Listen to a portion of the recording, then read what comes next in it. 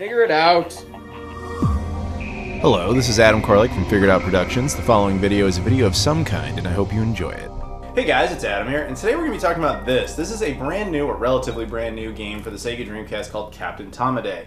Now, we'll talk about the specifics of this game in a little bit. I just have to explain something that I know, because I've done so many Dreamcast videos lately, you would think that everyone would know, but I promise you, every time in the comments there's always people who don't know this. So this is for them, and I'm sorry for people who already know, but here we go. Yes! The Sega Dreamcast. It still gets brand new games every once in a while, despite being basically 20 years, or 21 years in Japan. Being that old, it still gets new titles. However, those games do not come from Sega or other big companies. They come from independent developers and publishers. Traditionally, what will happen is someone will be super passionate about the Dreamcast and they'll make a game for it. Or they're passionate about another console, or maybe even PC, and they decide, you know what, let's throw it up onto the Dreamcast because it's an easy port. Or we have what I call the JoshProd model, and this is a JoshProd release. JoshProd is an independent development and more of a publisher really, who goes around buying up licenses to games that he his name is Phil. He goes around buying up licenses to games that he likes, and then hires a team to port them to the Dreamcast. I think that's pretty neat, to be honest with you. So he's been doing a whole myriad of different releases, all of which you can get over at Videogames New York. I should have mentioned that before. I'll put a link in the description. Videogames New York actually was cool enough to hook me up with this review copy, so thank you very much to them. But yeah, they're all coming out over there. So what he does, like I said, he just goes around and finds games he likes, buys up the licenses, and there you go. Now, while he's been doing that with a lot of random stuff, there's also one subset of his that's kind of unique. He approached a development studio called Visco. Now, Visco used to make games for various Neo Geo hardware, where there was AES, the home console, MVS, the arcade hardware, or Neo Geo CD, also home console as well. Visco made games for those platforms. Now, through JoshProd, they ended up re-releasing a lot of those games to the Dreamcast, specifically Breakers, Ganryu, and ultimately Bang Busters. Bang Busters being kind of interesting because it was never released in the first place, but thanks to JoshProd, it's on now the Dreamcast, as well as I think it got an AES release. This game, Captain Tomaday, was released in 1999 by Visco for the Neo Geo MVS arcade hardware. It was not released on the AES, it was not released on the Neo Geo CD. But through JoshProd, it now has a Dreamcast release, and I think they also gave it an AES release through JoshProd. I'm not sure about Neo Geo CD. I tried looking into this, and I couldn't really find any solid confirmation either way. Some sites said yes, some said no, but I didn't see anyone that had a copy of it, so I'm kind of leaning towards no. It never really came out on Neo Geo CD through JoshProd. But that said, it did ultimately come out on the Dreamcast, and that's what we're looking at here. Now, I have not played it yet. My copy is still sealed, but it's basically a shoot-'em-up using, like, vegetables. So I'll read the description to you. Here is the first shoot 'em up with a punch. Thanks to the numerous transformations of Captain Tomaday, the Tomato Man, fight the eggplant aliens in 1 or 2 players mode. Captain Tomaday is a pure moment of fun, gaming, and laughters. It's not the most well-written thing, but yeah, the point is that's the game. It's a shoot 'em up using, you know, the theme of vegetables, basically. It's VGA compatible, as one would be expected. It's also a region-free title. All the independent games are region-free. I actually had somebody ask me about this recently, saying, I think it was the previous game, was Armed 7, that I did a video on. People were like, I really like it, but I live in, the UK, and I don't want to buy a version that won't work. And I don't know why it wasn't clear in that video, but all the independent games are region-free. You don't have to find one that looks like a PAL version. It's region-free. That's not a problem. You can buy this version, bring it over to any country in Europe, pop it into any Dreamcast in Europe. It will work, as long as the Dreamcast itself works. They're region-free. It's all about aesthetics. There's a PAL version that looks like it would have come out in Europe, but it's purely cosmetic. It has no bearing on the technology of the disc. There is no region coding whatsoever. So hopefully that's clearer now. But yeah, these games are, and I always say this too, but I want to make sure it's clear because apparently it's not always clear. These games are not made by like some dude who has a CD burner and just like put his homebrew bullshit on a disc and said, oh, there you go. These are made in a factory. You know what I mean? Like, these are pressed on discs. They are given nice artwork. Let's go ahead and take a look at it, and I can show you myself. But like I said, these are quality releases as far as the production side of it goes. Now, obviously, the games themselves are subjective. Whether or not you like a game is entirely up to you. But quality of release, you don't have to be afraid of that. So this is the North American / Japanese style. The way they do this is they usually come prepackaged Japanese style, which is, you know, that white and orange spine deal. On the other side, they have the American side. The front art will typically look Japanese. The back art always looks Japanese. Now you can open it up, and on the inside, the manual is always reversible. So one side will be Japanese, and the other side will be American. And that way you can kind of leave it to whatever, you know, aesthetic you prefer.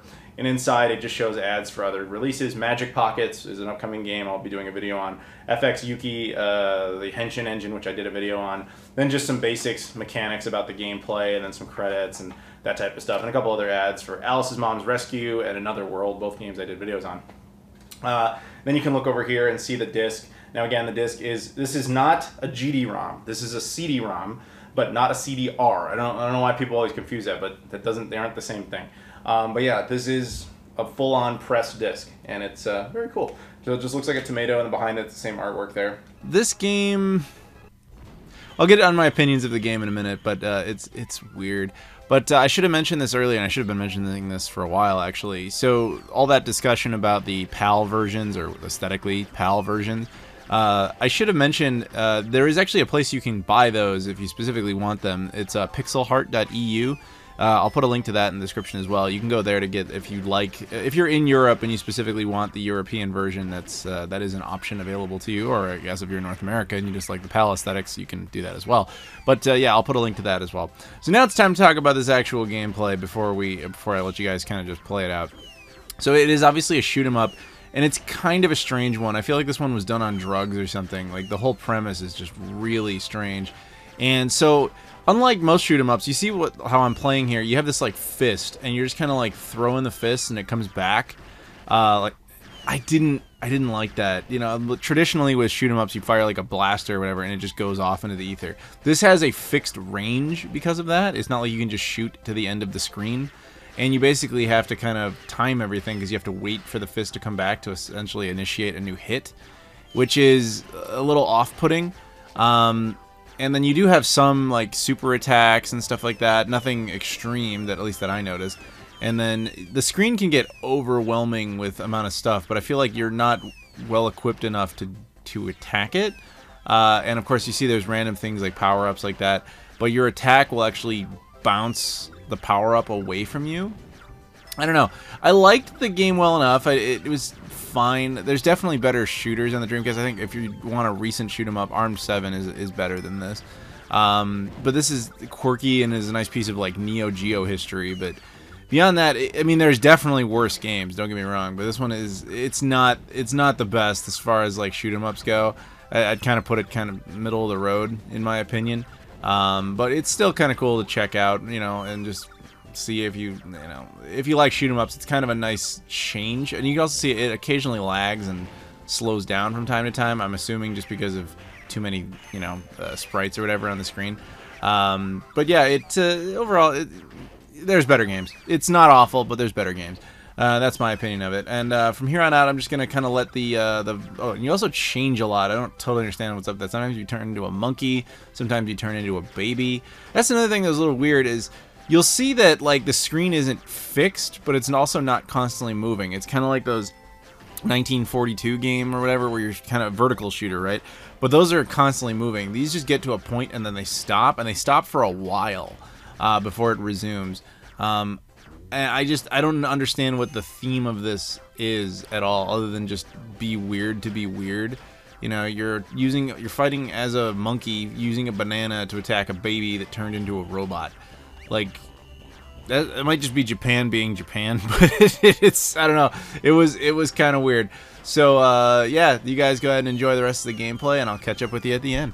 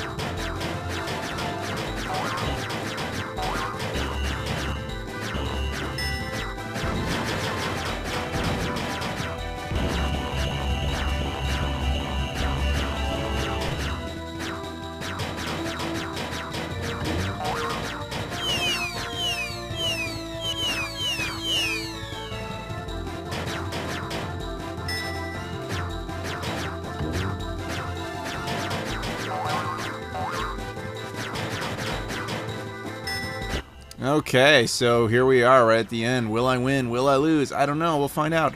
Yeah, I won. So I just want to say thank you guys very much for watching. If you could like, comment, subscribe, and all that fun stuff, I'd really appreciate it. Also, of course, extend a thank you to Videogames New York for hooking me up with this.